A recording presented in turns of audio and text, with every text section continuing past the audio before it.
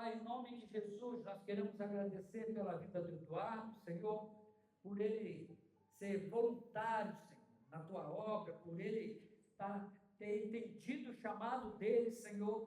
Ó Deus, que o Senhor possa estar em nome de Jesus agora, instruindo o teu filho, com o teu Espírito Santo, para que ele venha falar, Senhor, as coisas do alto, que o teu nome seja exaltado, Pai, e que a tua glória seja manifesta aqui nesse lugar, ó Pai.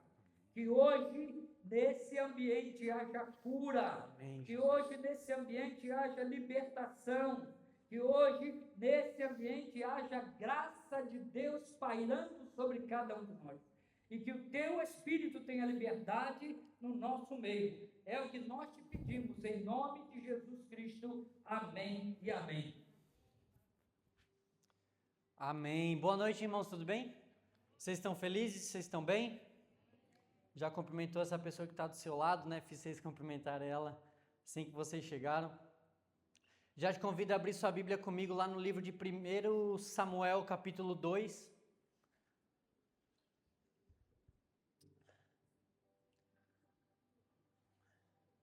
Primeiro livro de Samuel, capítulo 2, a gente vai ler do verso 27 em diante. Deixa aberto aí.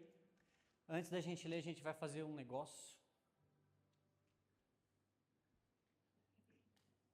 Eu queria que você pegasse o seu celular agora, abrisse no bloco de notas, ou você que usa caderno para escrever, caneta, pegasse o caderno, e eu vou te dar 2 minutos para escrever algo. Eu quero que você escreva qual é o papel que você acha que você tem dentro da sua família. Amém? Não precisa ser apenas um papel se você acha que tem mais de um. Mas eu quero que você escreva, porque quando a gente visualiza algo, fica muito mais fácil da gente conseguir compreender. Isso vai fazer parte da palavra.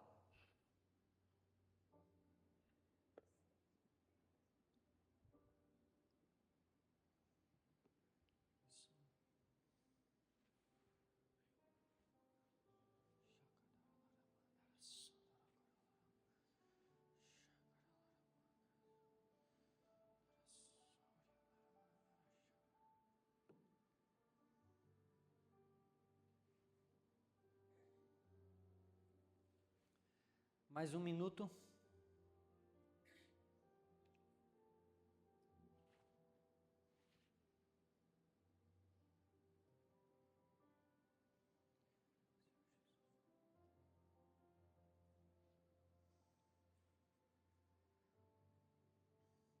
Se você não conseguiu escrever, se você não consegue encontrar algo, deixa aberto, porque ao decorrer da mensagem pode ser que venha algo na sua mente, no seu coração, e você pode estar escrevendo ali, amém?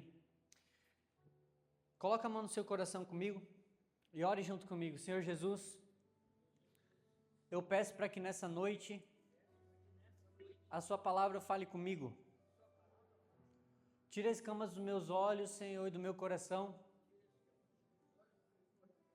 e faça com que o seu Espírito fale claramente a mim.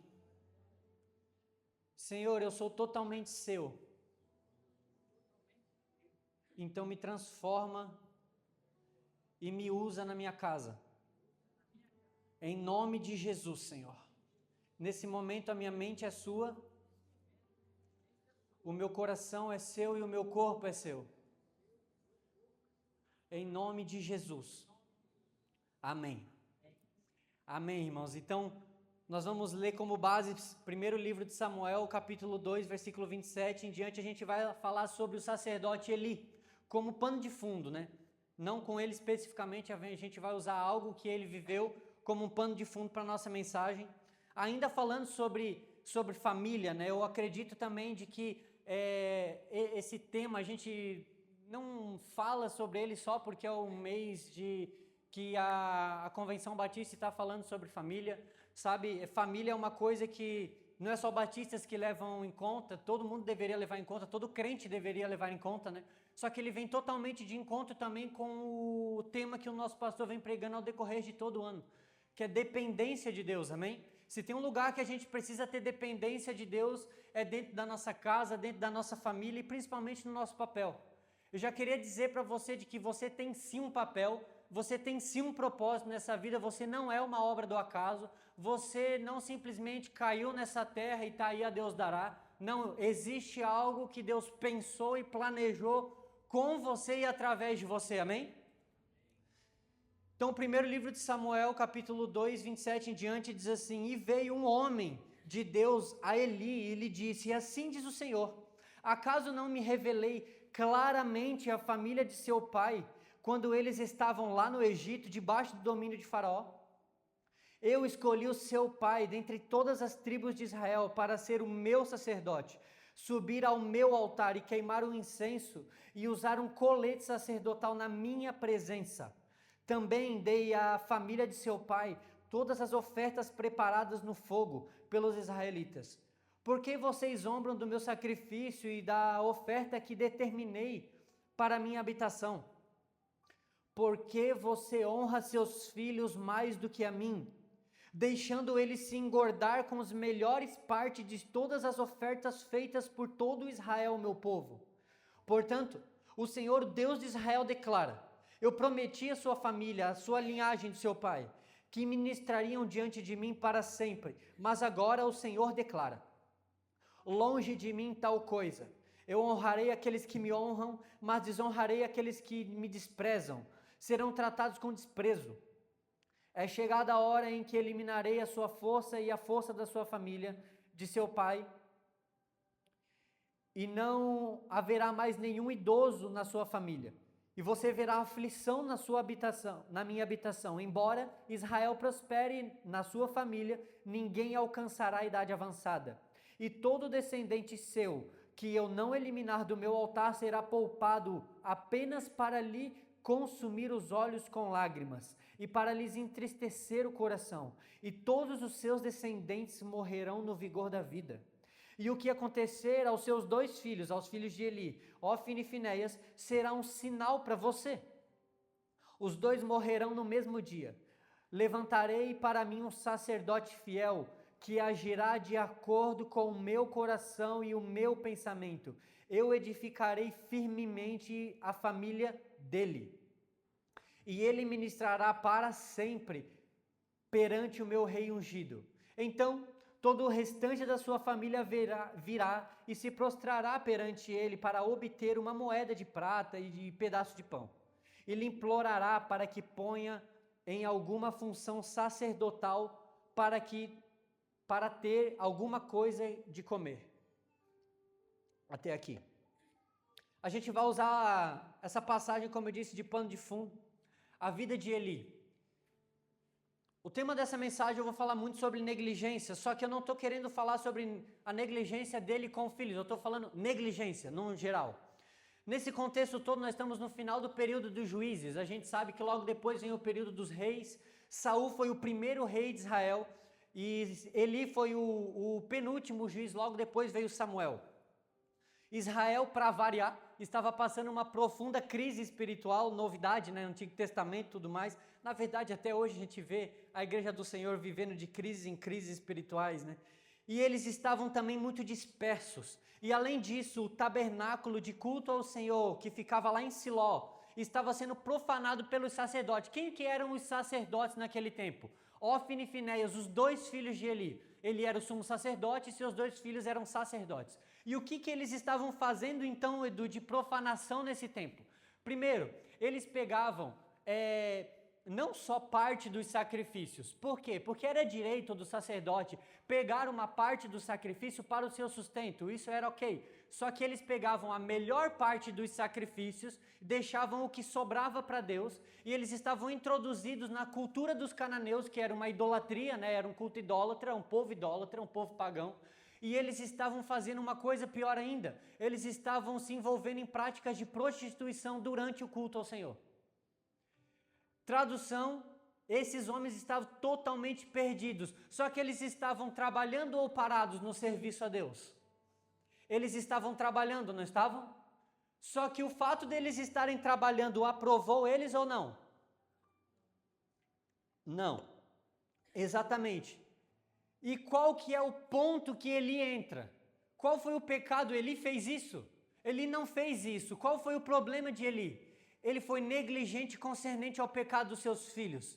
Ele sabia do correto, ele sabia do certo, só que ele não os corrigiu.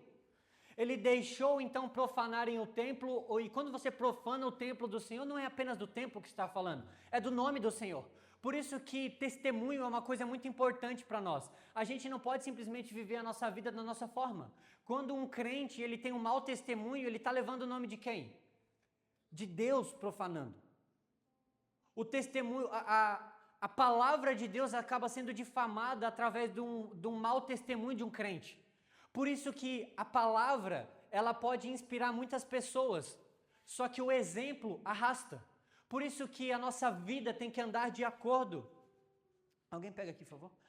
A nossa vida, ela precisa andar de acordo com a palavra de Deus, porque quando você abre a sua boca para pregar sobre esse Cristo é visto através de você. Se não, são o quê? Apenas palavras levadas ao vento. E eu vou te dizer uma coisa, assim como o Senhor estabeleceu eles, o Senhor arrancou. O problema é que Eli simplesmente foi negligente. Esse foi o problema de Eli. E eu queria falar sobre isso, sobre às vezes a gente ser muito negligente com aquilo que Deus nos deu, com a nossa família, com a nossa casa, com o nosso propósito. Aqui nessa passagem a gente tem uma coisa que a teologia chama de quiasmo. Não é quiabo, é quiasmo. Tá? A gente tem o início do capítulo 2, você pode falar, eu aprendi um negócio importante no culto, né? Já pode chegar lá no PG falando uma palavra bonita. Nós temos no início do capítulo 2 a passagem de Ana com Samuel. Ana, ela dedica o seu filho, que Deus a daria, né? Talvez a daria, ela não tinha certeza disso. Ela disse, o Senhor me deu um filho, Senhor, eu entrego, eu consagro ele a ti, ele será um homem seu, totalmente entregue ao Senhor. E aqui nós vemos um homem que tinha os seus filhos, tinha filhos servindo a Deus, só que não os corrigiu e não os orientou diante da lei de Deus. O que seria então esse quiasmo, Edu? É como se fosse uma passagem espelhada da outra, uma contrasta com a outra, entendeu? Aqui a gente tem um lado e aqui a gente tem um lado totalmente oposto para dar um pano de fundo, amém? Então a gente tem um exemplo correto e um incorreto. Conseguiram entender? Se a gente ler 1 Samuel 2 inteiro, a gente consegue entender essa diferença. A Bíblia diz que Samuel crescia na presença de Deus e ele foi aprovado por Deus durante toda a sua vida. Só que ele foi desaprovado por causa do pecado dele? Não, por causa da sua negligência.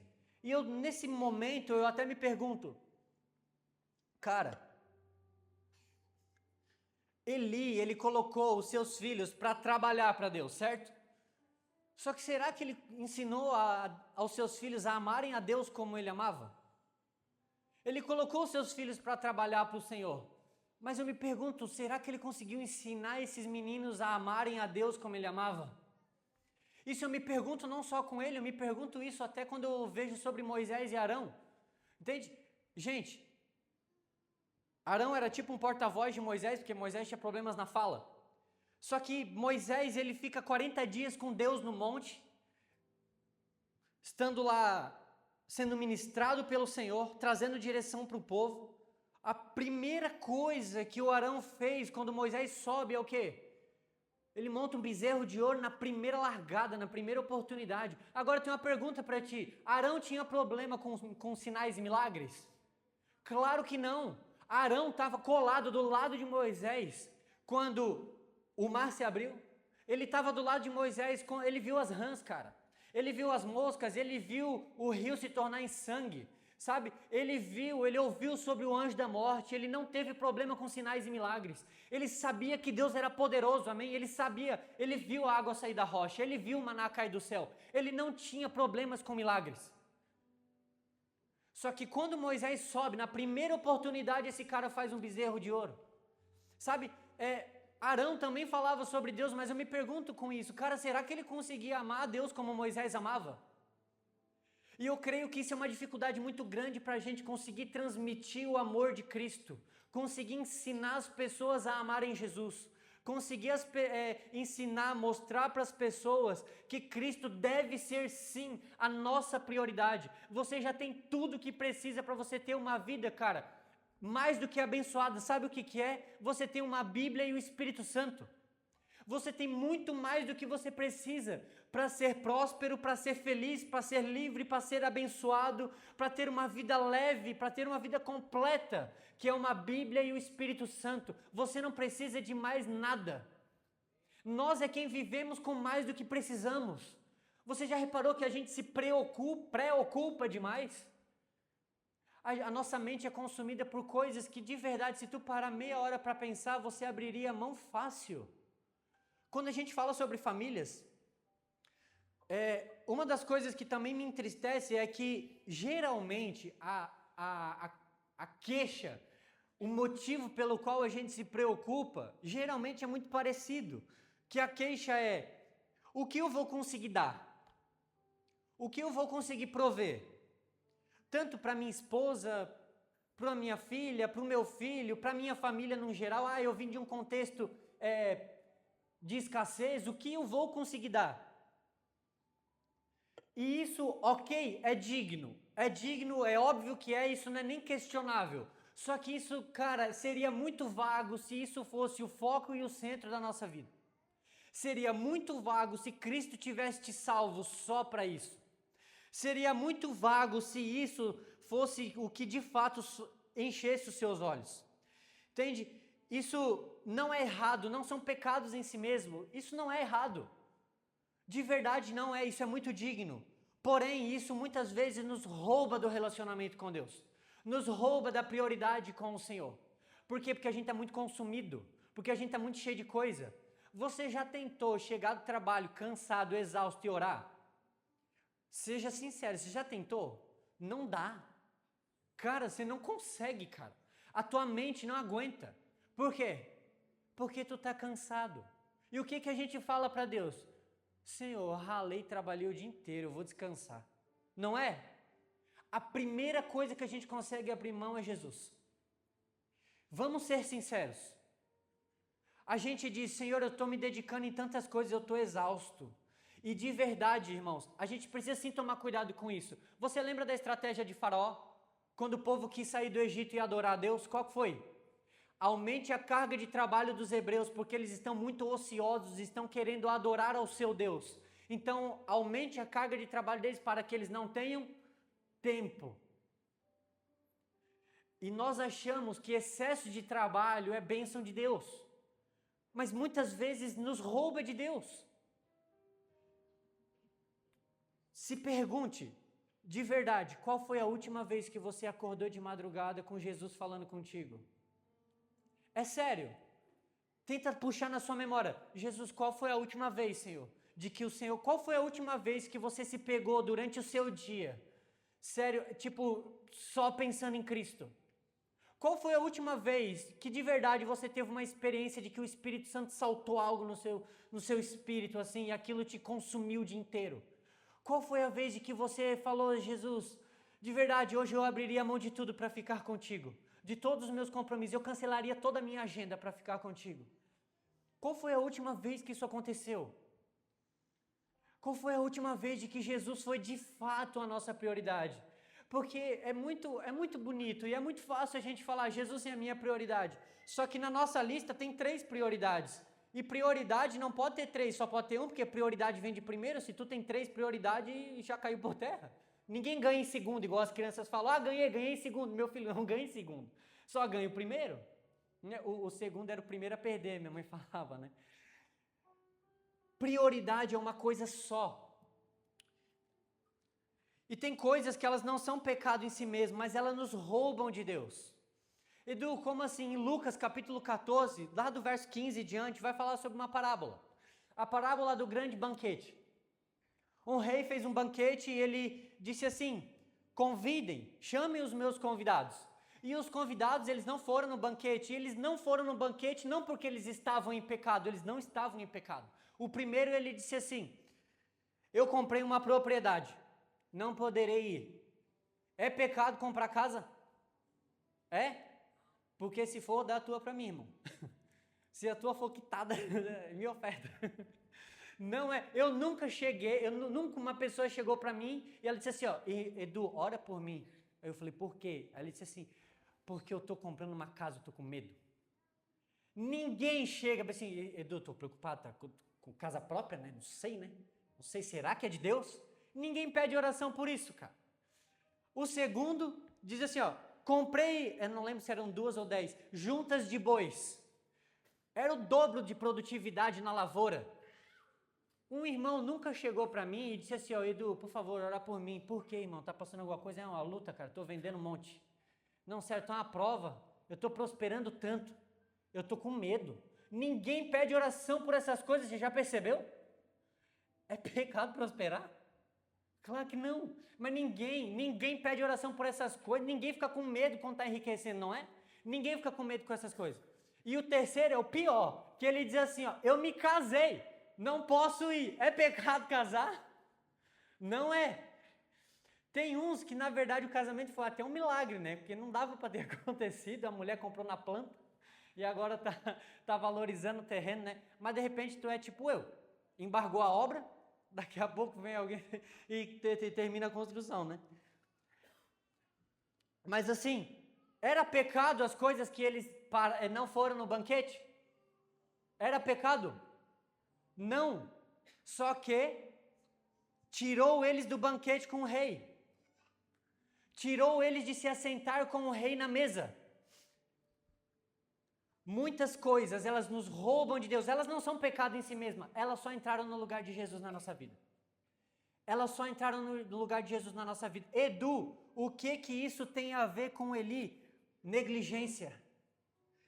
Deixar de lado. Nós temos o maior tesouro da nossa vida, que é Cristo. No nosso coração, morando na nossa vida, no nosso interior. Não deixe Ele de lado de forma alguma. A Bíblia vai dizer de que nós temos um tesouro em vasos de barro. Um tesouro em vaso de barro. Abre lá em 2 Coríntios capítulo 4 comigo.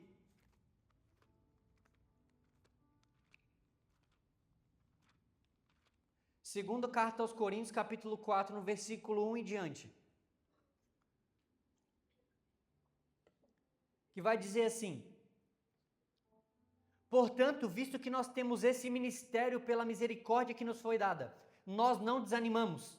Antes, renunciamos aos procedimentos secretos e vergonhosos. Não usamos de engano nem torcemos a palavra de Deus. Ao contrário, mediante a clara exposição da verdade, não é meia exposição, é clara, recomendamos-nos a consciência de todos diante de Deus. Mas se o nosso evangelho está encoberto, para que os que estão perecendo é que está encoberto. O Deus dessa era cegou o entendimento dos descrentes, para que não vejam a luz do evangelho da glória de Cristo, que é a imagem de Deus. Mas não pregamos a nós mesmos, mas a Jesus Cristo, o Senhor, e a nós como que? Escravos de vocês, por causa de Jesus. Pois Deus que disse, das trevas resplandece a luz. E Ele mesmo brilhou em nossos corações, para a iluminação do conhecimento da glória de Deus da face de Cristo. E aqui no 7 é onde ele lança a pérola do versículo. Ele diz assim, ó, mas nós temos esse tesouro. Que tesouro? Isso que ele estava falando no início.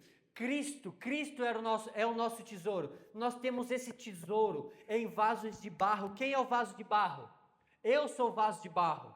Para mostrar que esse poder a qual tudo excede, ele vem de Deus e não de nós. De todos os lados somos pressionados, mas não desanimados. Ficamos perplexos, mas não desesperados. Somos perseguidos, mas não abandonados. Abatidos, mas não destruídos. Trazemos em nosso corpo o morrer de Jesus, para que a vida de Jesus seja revelada em nosso corpo mortal. Nós temos um tesouro em vaso de barro, Cristo. Nós temos a realidade de Cristo na nossa vida. Cara, se isso não é a prioridade da nossa vida, o que seria? Se Cristo ser glorificado e transmitido através de nós, o que cativa os seus olhos? É sério, de verdade, se pergunte o que enche os seus olhos? O que enche o seu coração? O que consome a sua mente de madrugada? Nós cantamos sobre isso, sabe? De que nós pensamos nele de noite, de que nós acordamos, que ele é a nossa primeira coisa que nós vemos quando levantamos. E de verdade, de fato é. Porque deveria ser. Porque de fato deveria ser. Pensa comigo, por que você ama sua esposa? Se tu não responder, irmão, tu vai arrumar um BO domingo à noite. Tu ama tua esposa? Você ama o seu marido? E ó, eu não sei, a gente brigou hoje, né? Por que tu casou com ela? Porque você ama ela, não é? Você quer se separar dela? Não responda. Não, brincadeira. Você quer se separar dela? Não. Você quer viver até quando com ela? Até morrer. Isso aí, é que nem a morte nos separe, é essa que fala. Até morrer, por quê? Porque você a ama. Na mesma linha de raciocínio, a gente deveria pensar, se eu amo a Deus, eu deveria querer, de fato, viver a eternidade com Ele, certo? Mas é de verdade querer viver a eternidade com Ele. E eternidade não entra na nossa mente, por quê? Porque eternidade, para nós, às vezes tem início, mas não tem fim. Mas ela nem início teve, ela sempre foi. Ela não entra no nosso intelecto. Porque se Deus completo, 100%, entrasse no intelecto do homem, ele era menor do que o homem. Ele não cabe no nosso intelecto. Por isso que quando Paulo está pregando sobre salvação em Romanos, do nada ele para e ele lança uma canção, é como se fosse uma canção, ele diz, ó, profundidade das riquezas, da sabedoria e do conhecimento de Deus. Quão grandes são os seus caminhos, entende? Eu não consigo compreender, eu não consigo entender, não cabe na minha mente. Olha que a mente de Paulo era muito melhor do que a nossa, entende? Não cabe no nosso intelecto. E você vai passar a eternidade com esse Deus. Só que é questionável se nós dizemos que vamos passar a eternidade com o nosso amor, sendo que nós não passamos meia hora com Ele na terra. Não é questionável? Você mantém o seu casamento se você fala meia hora por dia com a sua esposa? Mas nunca. Nunca. Vocês têm um bom relacionamento se só conversa meia hora por dia? Nunca. Você conversa porque você a ama. Com Deus nós deveríamos passar o dia com Ele, porque nele é o amor da nossa vida. Nós não deveríamos viajar sem Ele. Nós não deveríamos passar um feriado sem Ele. Nós não deveríamos sair para trabalhar sem Ele. Nós não deveríamos abrir a porta da nossa empresa sem Ele. Nós não deveríamos atender um cliente sem Ele. Entende? Em tudo que você faz, você pode levar a Cristo. Esses dias eu fui atender um cliente, aí hoje eu fui atender ele também, que ele pediu. Aí, antigamente, eu às vezes tinha vergonha, né, um pouquinho de falar com as pessoas assim, e aí eu tinha um pouco de vergonha de falar assim, não, cara, domingo não dá, cara, sábado não dá, sexta também não. Por quê? Porque tem compromisso na igreja, cara. Eu tinha medo das pessoas me rotular como crente chato, né, mas hoje eu não tenho mais esse problema. Eu sei que eu sou chato mesmo. Não, brincadeira. Aí eu não tenho esse problema, eu falo mesmo, tipo, cara, não dá pra mim, domingo tem compromisso com a igreja e tudo. Aí eu falei, cara, não vai dar domingo porque eu vou pregar de manhã na igreja e eu vou pregar à noite também, só consigo vir de tarde, tudo bem? Ele disse, não, beleza, eu vi que ele ficou me olhando assim, ele, não, beleza. Aí eu, tá, beleza. E fui embora, né? Falei, esse cara nem vai comprar de mim, mano, ele vai comprar de concorrente. Aí tá, fui lá hoje. Quando eu cheguei lá, conversei e tal, tudo assim, graças a Deus deu certo. Aí ele me disse assim, ei Edu, vem cá. Aí eu achei que ele ia chorar um preço, né? Aí ele disse assim, não, eu tava querendo colocar uma musiquinha lá no restaurante. Eu falei, legal, pô, meu amigo tem uma loja de música, dá pra vender um som pra ti? Aí ele disse assim, não, sério, mas eu queria colocar só música de Deus, sabe? Só música crente. Aí eu pensei, meu Deus, Deus não perde viagem, cara. Eu tentando vender pro cara e Deus roubando a cena, cara. E aí ele disse, não, eu queria colocar assim, mas eu queria colocar uma musiquinha ao vivo. Tu não conhece uns crentes que tocam? Aí, ó, se vocês tiverem agenda aí, já arruma um negocinho pra vocês. Não, aí ele disse assim, eu queria colocar umas pessoas ali, mas Edu, agora eu só queria música de Deus. Aí eu disse, meu Deus, cara, você já parou para pensar que Deus pode ir fechar negócio contigo? Você já parou para pensar que um homem ele não precisa sonegar imposto para prosperar? Você já parou para pensar que um homem não precisa agir como um ímpio para prosperar na terra? Já parou para pensar nisso? Você já parou para pensar que você não precisa mentir na sua empresa para ganhar uma promoção? Já parou para pensar de que a gente não precisa passar em cima de alguém para crescer no cargo? Não precisa, cara. Porque o reino de Deus é uma pirâmide de ponta cabeça. ele não se encaixa nos preceitos desse mundo. A matemática de Deus é diferente. Na matemática de Deus, o último é o primeiro, o pobre que é rico, o que está chorando é o que está feliz, sabe? O último é o primeiro. Na matemática de Deus é totalmente ao contrário. Por isso que Paulo diz, de todos os lados nós somos perseguidos, atribulados, abatidos, sabe? Perseguidos, ele diz, mas não desesperados, mas não desamparados, mas sempre protegidos por Cristo. Nós somos pressionados por esse mundo, somos ou não somos? Mas nós temos a Cristo na nossa vida. E embora eles possam ter sido pressionados por Roma, esses homens não desanimaram, cara. Esses homens não pararam, aquelas mulheres não pararam, cara. Nós também não deveremos negligenciar o que Deus tem através de nós e através da nossa casa. Não negligencie Jesus na sua família. Eu acho que foi Spurgeon, eu não lembro se foi Spurgeon quem disse. Que triste para um homem é chegar no fim da vida e ver que errou o caminho, sabe? A pior coisa, eu acredito que para um homem, para uma pessoa, na verdade, não só um homem, uma mulher, qualquer um, é chegar no fim da sua vida, ter vindo na igreja, talvez ter servido o ministério e não conhecer a Deus de fato. Sabe, para mim a maior tristeza quando eu vejo, às vezes, um crente, cara, é quando ele só vive da mensagem do pastor, cara. É sério, isso me entristece demais. É quando a gente alimenta o nosso espírito só com um sanduíchezinho morno no domingo, cara. Sendo que você tem a fonte de águas vivas, direto fluindo do seu interior, dentro da sua casa com as escrituras. Sabe, se você dobrar os seus joelhos e orar, Deus está lá. Se você ir na moto dirigindo, no carro dirigindo, cara, coloca um louvor, abre a sua boca e ora, Deus está ali. Seria muito vago se nós voltássemos antigamente, que só Eli entrasse no Santo dos Santos e você não. Hoje nós temos livre acesso a isso. Não negligencie isso. Eu te garanto que isso pode transformar a sua casa. Eu te garanto que Cristo pode transformar qualquer cenário. Ele pode, no meio desse processo todo, quem é mais transformado é você.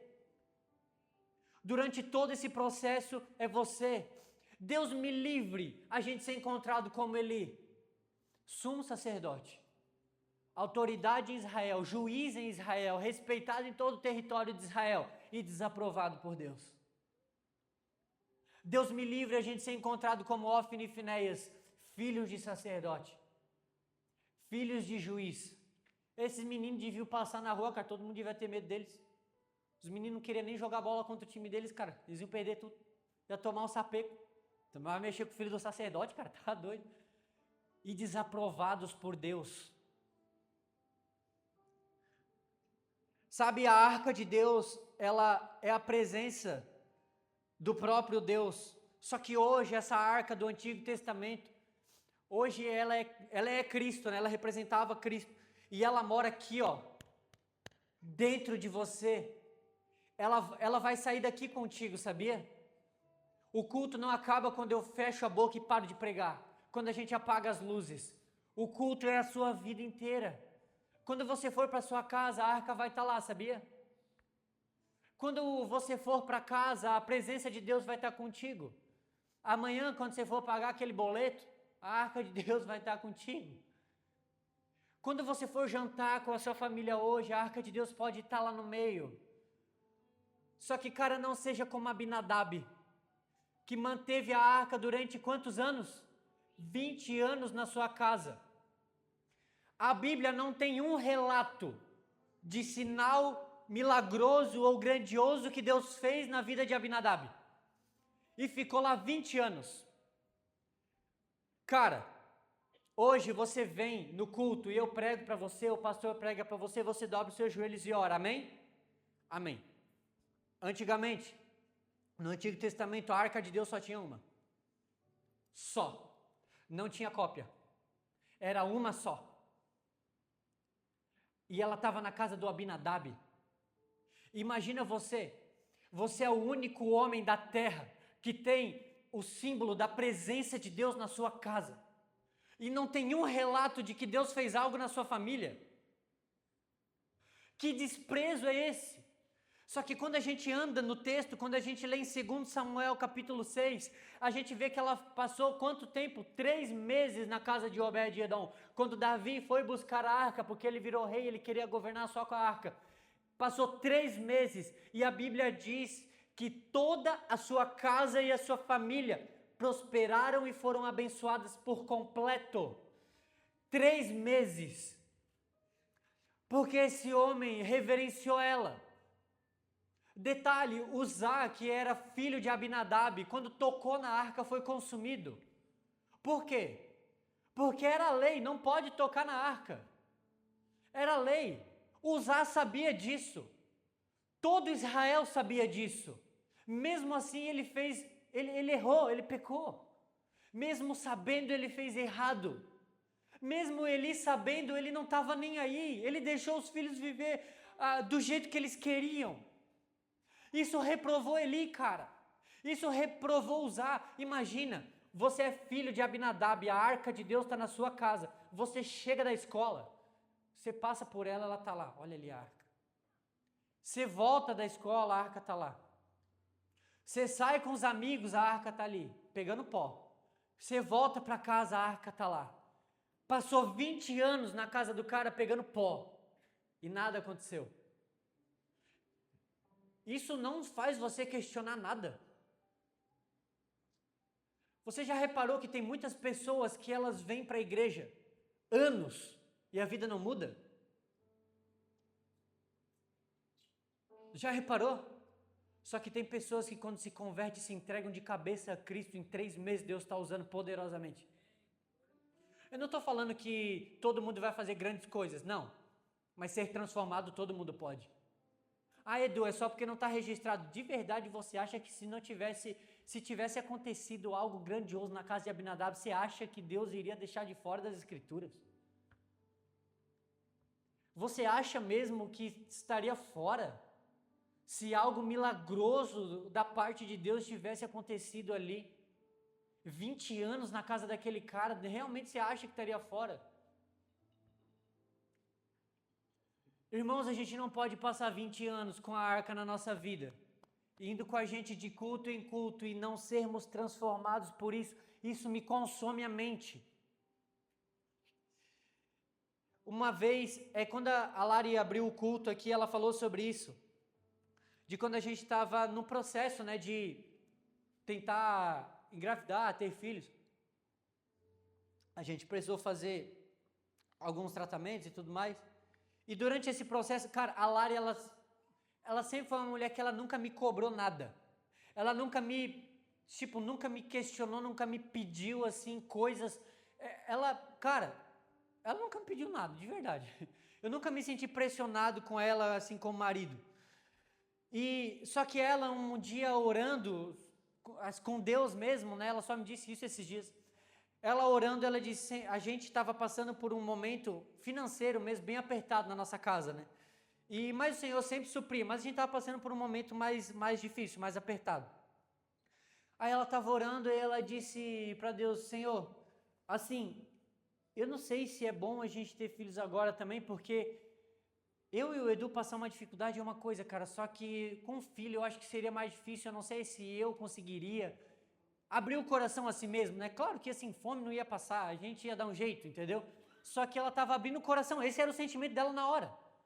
E aí ela abriu o coração para Deus e o Espírito Santo disse assim para ela, você já tem a maior riqueza que qualquer pessoa pode ter, vocês têm a mim.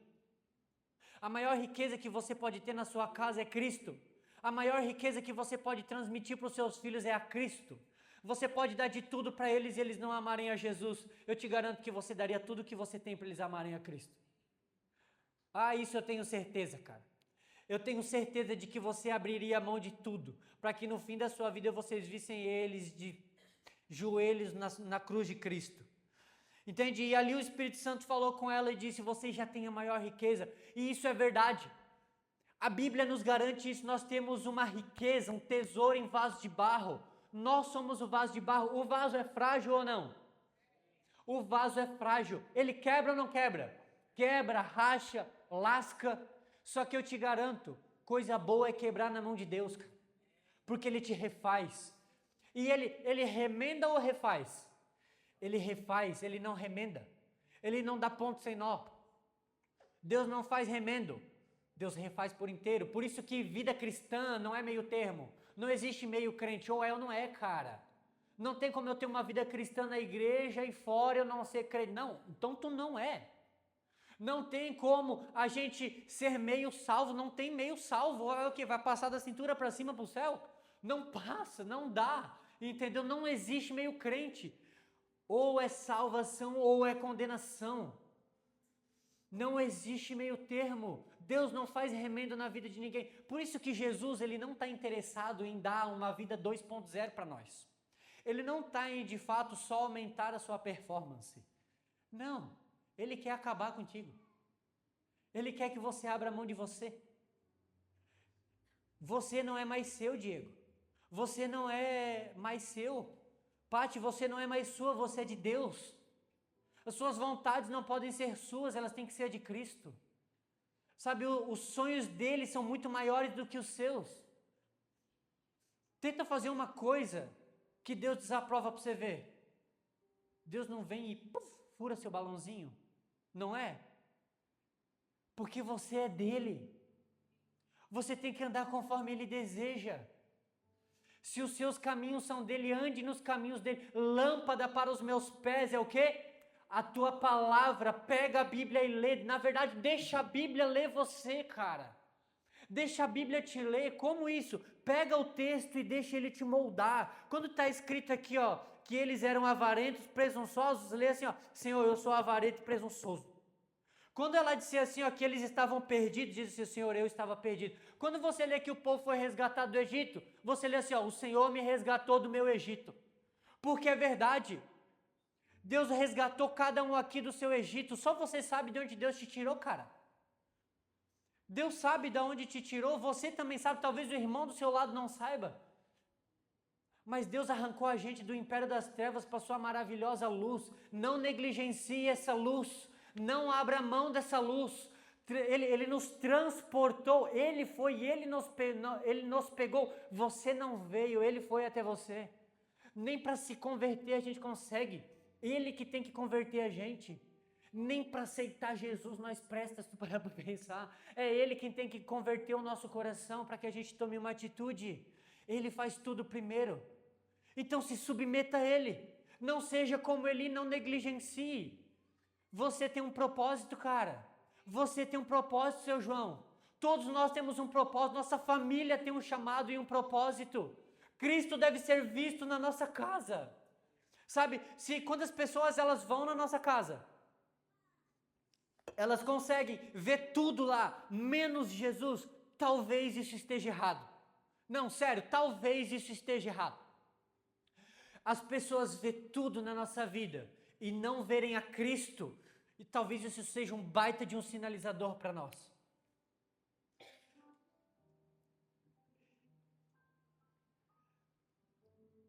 A gente não deve se acomodar, irmãos. Abre comigo ali, coloca ali, Nilson, para mim, Salmo 132, por favor.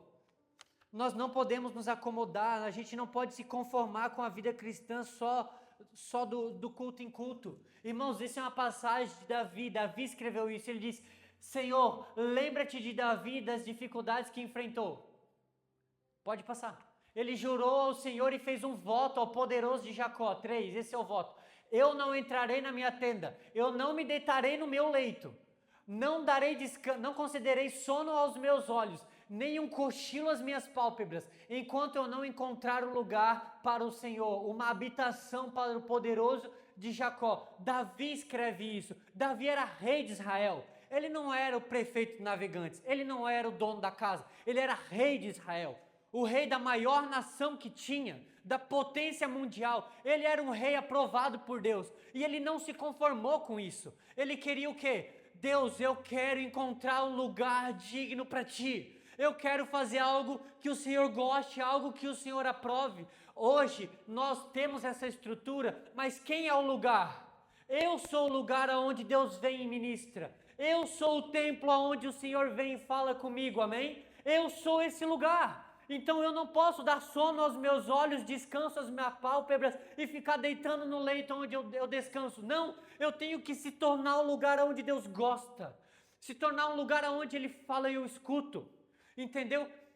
Por que a gente consegue, só com tempo de relacionamento com Deus, discernir a voz de Deus? Já parou para pensar como que a gente faz isso? Uma vez eu expliquei isso para um adolescente. Quando teu pai te chama, imagina você saindo da escola, aquela muvuca, aquela multidão. Teu pai te dá um grito. Você está no meio da bagunça. Você escuta teu nome. Lá, Eduardo. Eu escuto o meu nome. Eu já sei que é meu pai. Por quê? Por que eu sei? Porque eu tenho intimidade com ele. Se minha mãe me chama, eu sei por quê? Porque eu reconheço a voz dela. Por quê? Porque eu tenho relacionamento com ela. Relacionamento com ele. Porque nós somos o quê? Próximos. Se a gente estiver no meio da igreja, lá e gritar meu nome ali, eu sei que foi ela. Por quê? Porque eu consigo discernir a voz dela, entendeu? Com Deus é a mesma coisa. Você não consegue discernir a voz de Deus se você não se relaciona com Ele.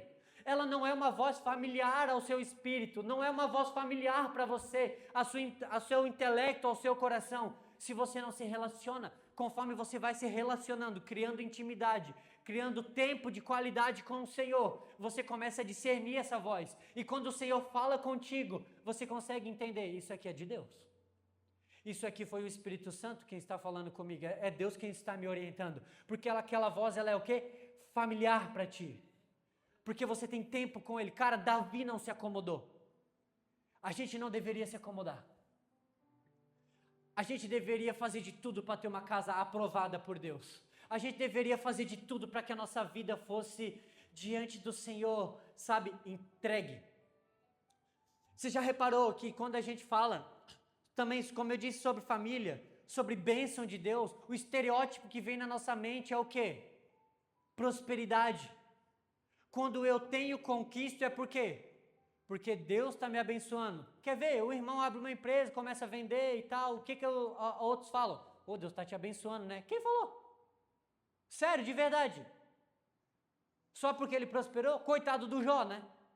O Jó, então, desceu para o CLT? O Jó estava em pecado? Ou o Jó desviou e foi adorar outro Deus? Coitado do Jó. Por quê? Porque empobreceu. É óbvio que Deus prospera, gente. Meu Deus do céu. Isso não é nem questionável. Na verdade, é até perda de tempo a gente ficar discutindo sobre isso. Se Deus prospera ou não, é óbvio que Deus prospera. Homens de Deus eram prósperos. Não tem problema com isso, só que outros também eram pobres. Outros abriram mão de riqueza. Não é estereótipo de bênção. Agora eu te garanto que a maior bênção de Deus, sabe o que é? Você conseguir dobrar os seus joelhos e o Senhor falar contigo. É você orar e Deus ouvir. É você abrir a sua Bíblia e o Espírito Santo falar com você e Ele te usar para converter uma pessoa. Isso sim é bênção de Deus. As outras coisas, elas só são coisas, cara. A gente relaciona coisas com bênção. Isso é muito vago. E nos heróis da fé a gente vê, tiveram homens que conquistaram reinos. Só que tiveram homens que abriram mão de reinos. E aí, quem é mais abençoado? Nós tivemos Paulo, cara, que abriu mão do Sinédrio. E, irmão, entrar no Sinédrio não era fácil. Eu te garanto que não era. Nós tivemos homens que abriram... Mateus era um dos homens mais ricos de Israel. Por quê? Porque cobrava imposto. Não ri, irmão. Porque cobrava imposto, ele pegava parte para ele, o imposto era caro. Ele abriu mão daquilo. Por quê? Porque Jesus cativou os olhos dele. Jesus deve ser aquilo que enche os nossos olhos. Quando você sentar na mesa, Jesus deve ser o centro da sua conversa dentro de casa, cara. Qual foi a última vez que você e a sua família falaram sobre Deus? Mas de fato falar sobre. Eu não estou falando falar mal de algo que aconteceu na igreja. Não, eu estou falando falar sobre Deus. Tem um hiato ali de diferença, tem um abismo de diferença entre os dois. Qual foi a última vez que você e a sua esposa sentaram e falaram, cara, Deus está direcionando a gente para isso aqui? É sério, busca na sua mente. Qual foi a última vez que você disse assim, cara, essa passagem gritou dentro de mim, e vocês discutiram sobre aquilo, e vocês gastaram tempo, e vocês começaram a viver aquilo? Ei, eu te garanto, cara, isso muda. Isso muda, cara, qualquer situação dentro de casa. Davi não poupou esforços para fazer algo para Deus. Davi, ele tinha tudo que ele precisava, só que ele não parou. No fim da vida de Davi, em 2 Crônicas, vai dizer de que ele está velho, já no fim da vida, acho que é o último acontecimento dele, e ele chama Natan, ele diz assim, ó, Natan era profeta e era um amigo dele também, diz, Natan, eu tenho um sonho, eu tenho uma vontade, eu tenho um plano. Davi, eu vou fazer uma casa para Deus.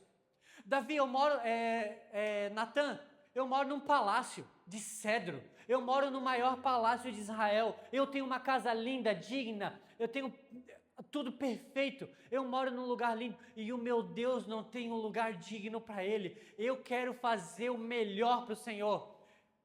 Logo depois o profeta vem, recebe uma direção de Deus, corrige ele e diz assim, o Senhor disse para ti, Davi, legal, ótimo a sua intenção, só que Deus disse que você não vai fazer casa nenhuma, só escreve o plano, faz a planta baixa, mas quem vai edificar aí é o seu filho Salomão. Por quê? Porque, Davi, você tem muito sangue nas mãos. Davi pecou ou não pecou? Pecou ou não pecou? O com Batseba foi o estupim, né? Pecou um monte. Só que Davi, ele tinha uma coisa, cara. Ele queria fazer algo para Deus. É igual Pedro, cara. Pedro pecou, errou ou não errou, cara? Você acha mesmo que Pedro foi só arrancar a orelha do guarda? Ele foi para arrancar a cabeça, cara. Ele errou ainda, arrancou a orelha. Ou tu acha que ele era um cirurgião que foi com o bisturi ali? Ele foi para degolar, cara. Sorte do guarda que ele errou. Sorte que ele era ruim. Pedro errou ou não errou? Pedro largou Jesus inúmeras vezes. Só que Pedro tinha uma coisa, cara. Deus falava, pega a moeda na boca do peixe. Ele nem falou que peixe que era, ele já meteu a mão. Jesus disse, vem sobre as águas. Ele nem pensou, pegou e foi. Pedro era um cara metido, ele queria fazer alguma coisa, cara. Sabe, Davi, ele queria fazer o melhor para Deus. Isso sobressaía ele. Jacó tinha inúmeros pecados. Jacó significa o enganador. Você queria ser um amigo dele? Queria? Que passou a perna no irmão? Traiu o pai? Tinha 2 esposas? Fez rolo com o sogro? Você queria fechar negócio com Jacó? Você queria Jacó discipulando teus filhos? Eu não. Tinha um baita de um problema de caráter. Só que Jacó, ele sabia de uma coisa. Se um dia o Senhor me tocar, cara, eu vou ser transformado. Um encontro com Deus. No Val de Jaboque. Um encontro. Jesus apareceu ali é uma aparição de Jesus nas Escrituras. Jesus apareceu ali e ele disse, você não sai daqui enquanto tu não me abençoar. Cara, Jacó sabia que se Deus tocasse nele, ele seria transformado. Diz a Bíblia que o Senhor falou para ele, você venceu, né? Só que quem saiu mancando foi ele. Então eu acho que quem perdeu a briga foi o Jacó, não foi Jesus. Mas ele foi transformado, um encontro. É impossível a arca de Deus estar na nossa casa e a gente não ser transformado. É impossível a presença de Cristo estar na minha e na sua vida e a gente manter a mesma vida. É impossível a gente ter isso daqui, ó, a vida plena de Deus impressa num livro, cara, num livro para nós, e a gente não usufruir disso, isso não nos transformar por dentro. Não tem como. Só que Israel, eles dizem uma coisa lá no decorrer da passagem que a gente leu em 1 Samuel, que eles falam assim, Samuel, beleza, você já está velho, seus filhos não são de bom testemunho, Samuel, o pessoal não gosta muito deles.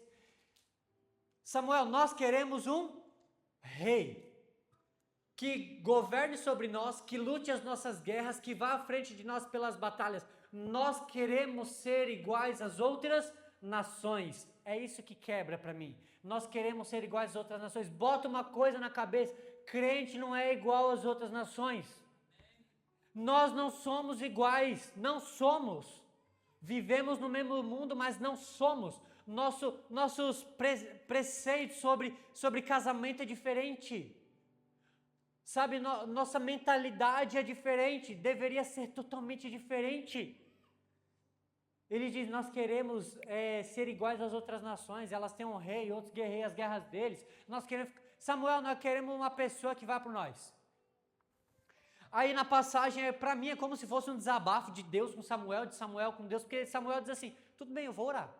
Aí ele vai orar e ele diz, Senhor, né, o povo pediu um rei, e aí Deus já corta Samuel ali, e diz assim, Samuel, fique tranquilo, não foi a ti que eles rejeitaram, foi a mim que eles rejeitaram como rei. Samuel, eu queria governar sobre eles, eu queria ser o rei deles, e eles preferem um rei, fique tranquilo, não foi a ti que eles rejeitaram, foi a mim. E você já parou para pensar que a gente cria os nossos reis também? Quantas vezes a gente quer alguém que vai guerrear nossas guerras, que lute nossas lutas espirituais. A gente quer que às vezes o nosso líder religioso lute nossas guerras espirituais. Irmãos, quem tem que lutar é nós. Quem tem que lutar é nós. Graças a Deus que o nosso pastor é ruim de WhatsApp. Graças a Deus, porque se ele fosse bom, ele não ia ter vida. Porque a maioria das coisas que chega para pastor é o quê? B.O. Problema. A maioria. Esse homem não ia ter vida e sanidade mental. Cara, se a gente se moldar através da palavra, se a gente se render aos pés de Cristo, eu garanto, cara, a gente alivia a carga dele uns 80%. Por quê? Porque a gente tomou nossa responsabilidade como filhos de Deus. Porque a gente agora não espera um Moisés descer do monte com uma direção, com uma palavra, e a gente sai daqui e, beleza, essa é a direção, e semana que vem eu vou lá buscar outra direção, e a gente fica com essa, de direção em direção. Não, a gente vai no monte de Deus. A gente vai na presença de Deus e Ele nos direciona. Em Hebreus capítulo 2, diz assim, portanto, convém-nos atentar com mais diligência para as coisas que temos ouvido, para que em tempo algum nos desviemos delas.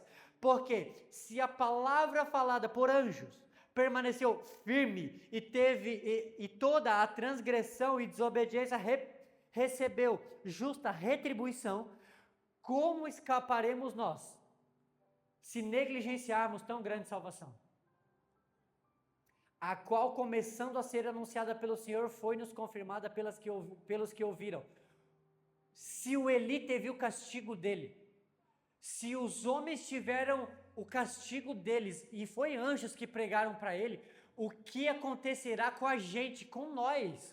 Sabe, o que acontecerá comigo, o que acontecerá contigo, Maurício, Edinho, sabe, Cássia, se negligenciarmos tão grande salvação, se negligenciarmos a Cristo na nossa vida, na nossa casa, sabe, quando você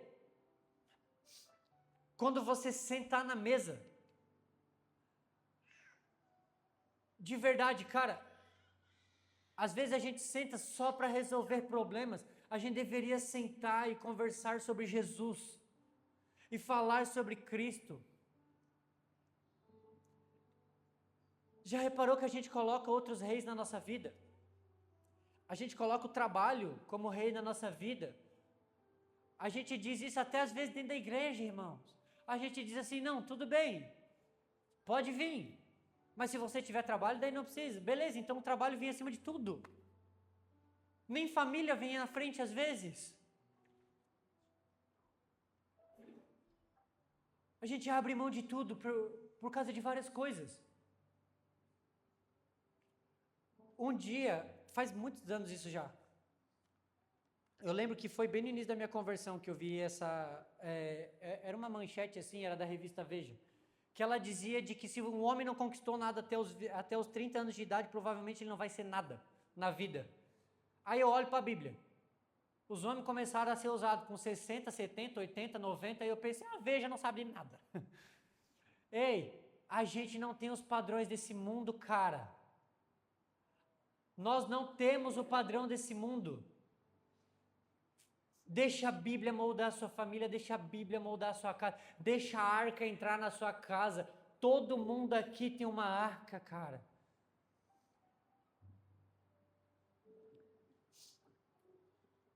Deus nos achou, nós achamos falta em Deus de alguma coisa? Nós não achamos de nada. Muitos aqui, a gente vive às vezes, até um pastor falou isso aqui esses dias, pregando, nós vivemos com mais do que necessitamos muitas vezes e é isso que nos consome. É isso que tira a nossa paz. Quer ver? Eu tenho um celular bom, eu tenho um iPhone tal, 14, 15, lançou o 17, você se acha ultrapassado. Irmão, quem falou que tu é? Por que essas coisas consomem nossa mente? Por que esses status consomem nossa mente? Por que as coisas desse mundo consomem nossa mente? Mas Deus, Ele não está consumindo nossa mente. Eu volto na pergunta lá do início, o que tem enchido os nossos olhos? Qual foi a última vez que Deus te acordou de madrugada? Qual foi a última vez que você passou horas orando? Qual foi? Qual foi a última vez que você anotou na Bíblia, num caderno, algo que o Espírito Santo falou contigo? Que você achou interessante de uma passagem, que você disse, cara, isso aqui saltou em mim. Qual foi a última vez que você falou de Jesus para alguém? Não é? Qual foi a última vez que nós falamos de Jesus para alguém? Nós temos algo para falar de Deus, não temos? Nós temos. Você tem sim o que Deus já fez na sua vida, a salvação que você teve. Se você anda com esse Deus, você tem algo para falar dele. Não entra na minha mente, não entra. Cara, me desculpa, não entra na minha mente, de verdade. Se a gente anda com Deus e eu não tenho o que falar dele, não entra. Se eu ando com Jesus, algo dele eu tenho para falar. Algo dele eu tenho para testemunhar. Eu queria que, para a gente encerrar, abrisse lá em Jeremias capítulo 2, versículo 5.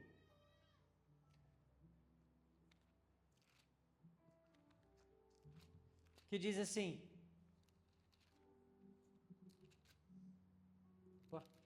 Esse é o 4.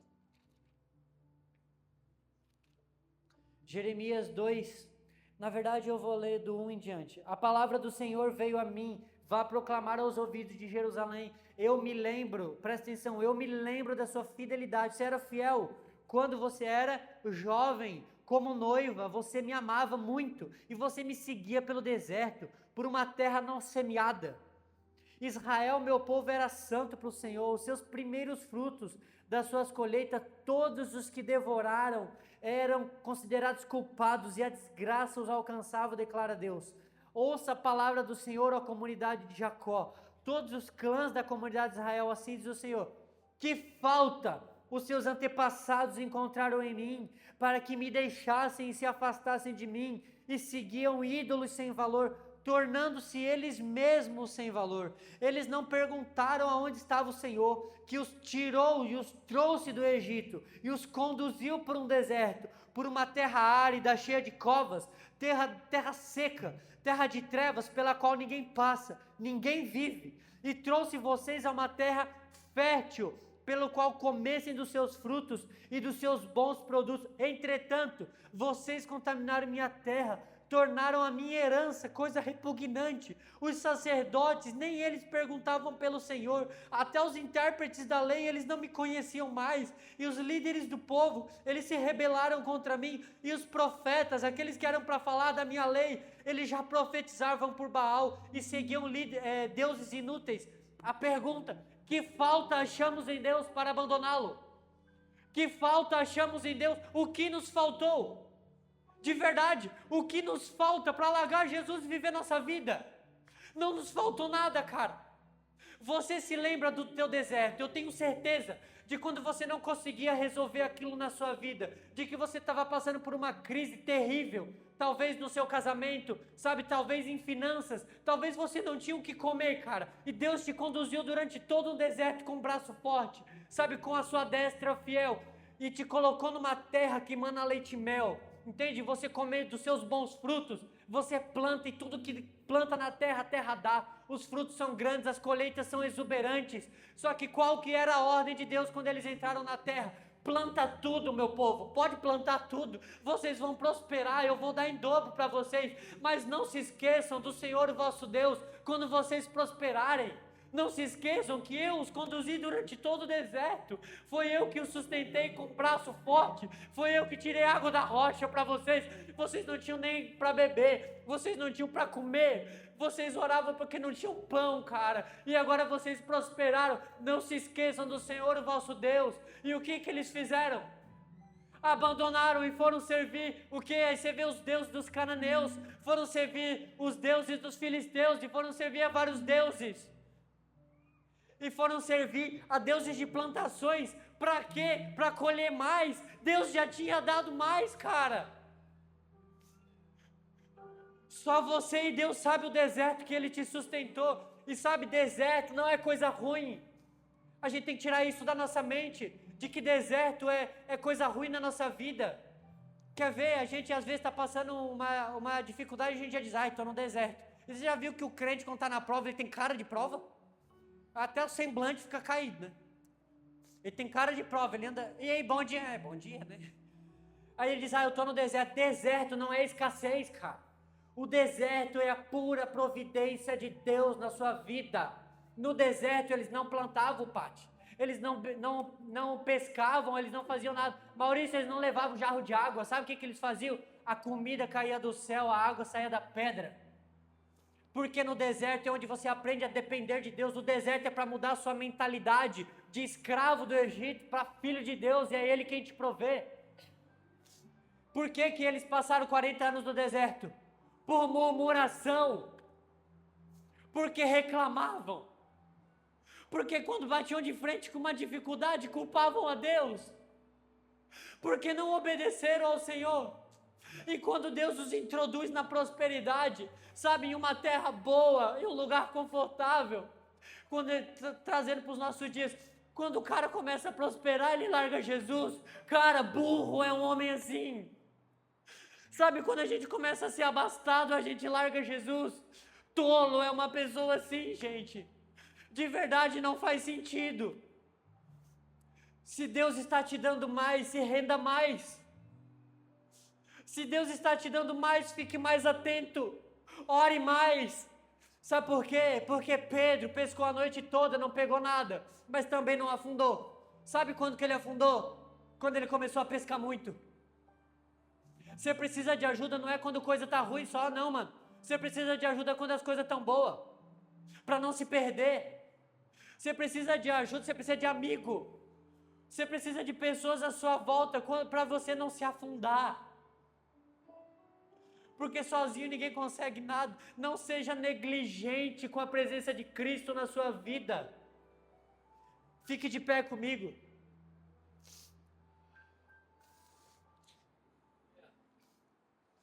Você escreveu algo no seu celular ou no seu bloco de notas? Sobre qual era o papel seu na sua família? Eu volto a dizer, você tem um propósito, você tem um papel, não deixe esse papel morrer na sua vida.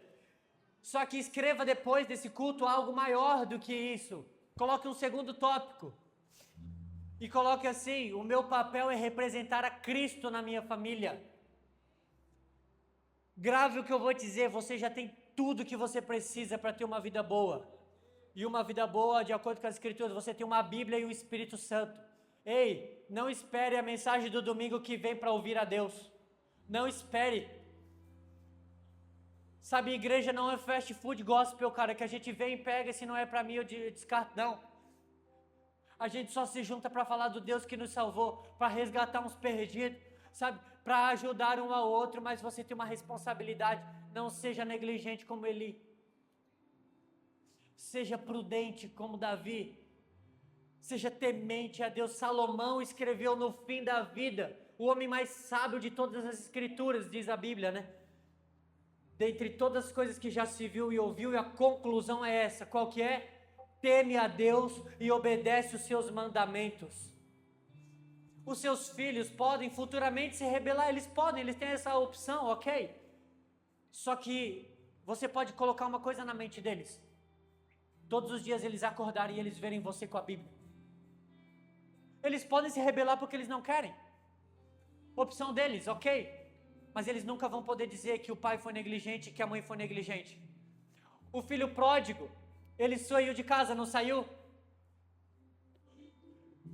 E o filho mais velho que estava em casa, não, o mais novo que estava em casa, só ficava reclamando, achando que Deus amava mais que o pai amava mais o outro. Por que que o filho pródigo voltou? Por quê?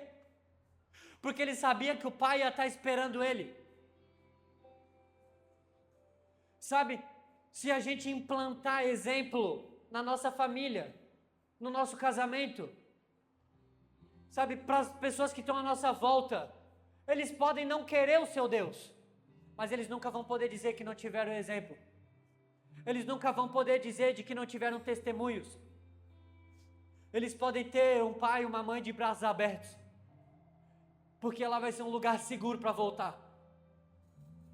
Porque é Deus quem governa aquele homem, é Deus quem governa aquela mulher, é Deus quem governa aquela casa. Quer saber o que para mim é exemplo de bênção e prosperidade na Bíblia? Abre Salmo 128 para mim que a gente vai encerrar com essa passagem. Versículo 1. Essa é a minha passagem favorita da Bíblia. Coloca aí para mim, Nilson, por favor. Salmo 128. Diz assim, ó. Bem-aventurado, ó quão feliz, ó preenchido completamente, é isso que significa. Todo aquele, na minha tradução diz, o homem que teme.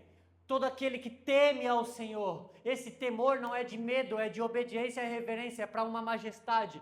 Aquele que anda nos seus caminhos. Você comerá do fruto do seu trabalho. Será bem-aventurado, será feliz, será preenchido, será completo e próspero. A sua mulher será como uma videira frutífera dentro da sua casa, e os seus filhos serão como brotos de oliveira à roda ao redor da tua mesa. Assim será abençoado o homem que teme ao Senhor.